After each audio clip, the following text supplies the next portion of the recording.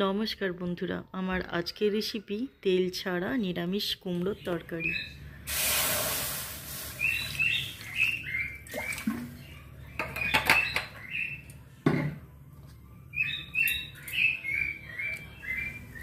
আজ আমি জলে সেদ্ধ করে কুমড়োর তরকারি করব। সেই জন্য কড়াইয়ে আমি জল দিয়ে দিয়েছি আর ছোট ছোট করে কেটে ধুয়ে রেখেছি আলু, এগুলো সেদ্ধ করতে দেবো। না, আলুটা একটু সেদ্ধ হতে টাইম লাগে, সেই জন্য আলুটা আগে দিলাম।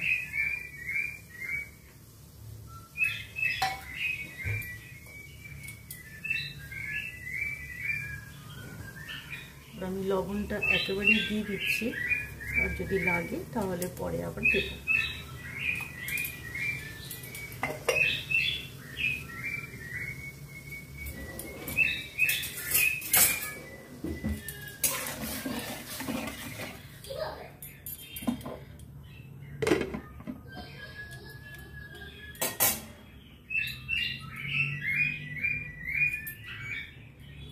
একটু সেদ্ধ হয়ে যায়।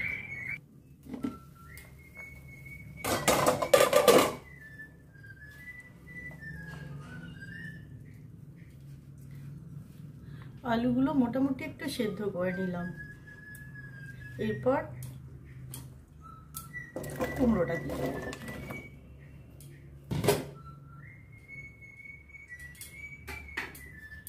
লবণ তো আমি আগেই দিয়ে দিয়েছি।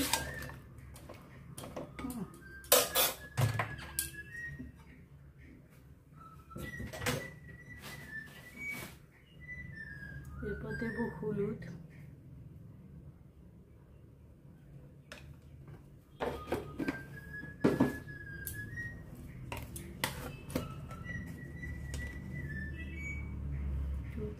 এক টিস্পুনের মতো ধনে পাউডার আর 1 টিস্পুনের মতো জিরে পাউডার। এটা হচ্ছে আদা আর লঙ্কা বাটা।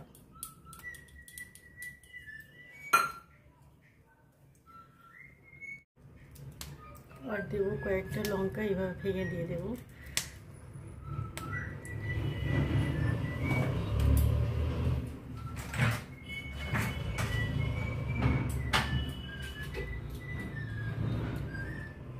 আর একটু লঙ্কা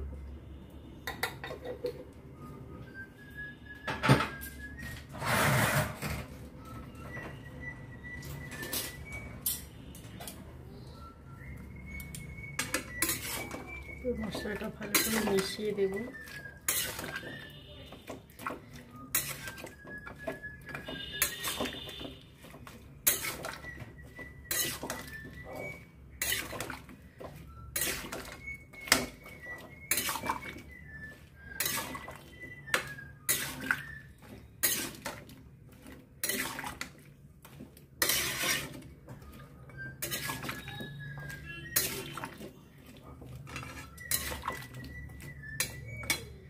এর মশলাগুলো ভালো করে মিশিয়ে দিলাম। যেহেতু আমার এই রান্নাটা তেল দিয়ে নয়, সেই জন্য একে জলের সাথে ভালো করে মশলাগুলো ফুটিয়ে নিতে হবে, তাহলে মশলার কাঁচা গন্ধটা চলে যাবে।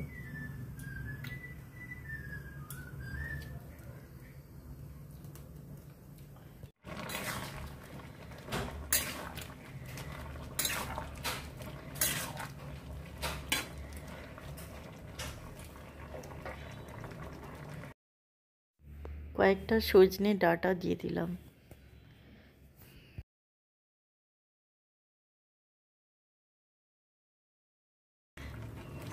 যে ভালো করে ফুটে গেল, মশলার কাঁচা গন্ধটা চলে গেল। এরপর আমি ঢাকা দেব। ঢাকা দেব, সেদ্ধ হোক।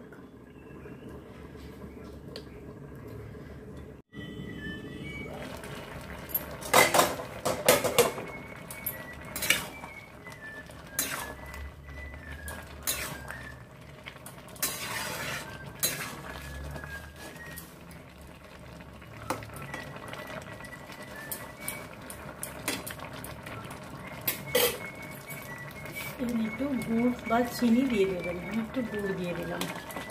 কুমড়োটা খুব একটা মিষ্টি নেই, সেই জন্য অনেক সময় কুমড়ো খুবই খেতে মিষ্টি হয়, তখন চিনি গুড় দিতে হয় না।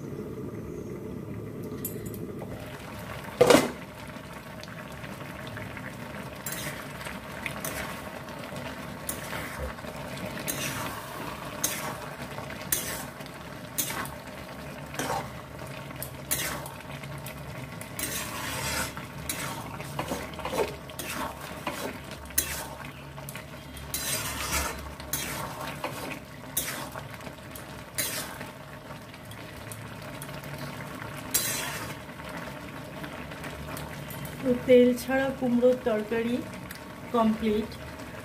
আর যারা তেল ছাড়া খেতে পারবেন না তারা কি করবেন, সবজিটা নামিয়ে নিয়ে কড়াইতে তেল দেবেন আর 5 ফোড়ন শুকনো লঙ্কা দিয়ে দেবেন, তারপর এই সবজিটা ছক দিয়ে দেবেন।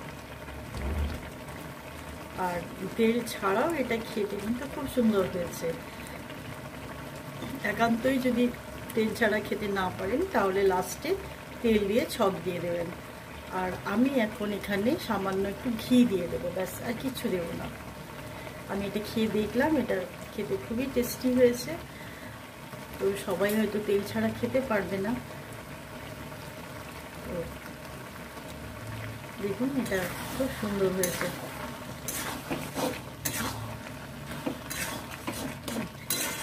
আর বেশি শুকনো করবো না, এটা একদম নিরামিষ আর তেল ছাড়া রান্না। ভাত রুটি সব কিছুর সাথেই খাওয়া যাবে। আমি সামান্য একটু ঘি দিয়ে দিচ্ছি, না দিলেও চলতো, তাও আমি দিলাম একটু।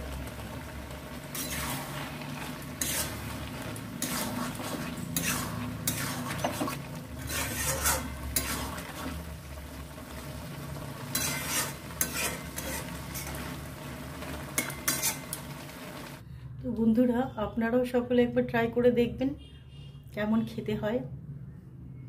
আশা করি আপনাদেরও ভালো লাগবে।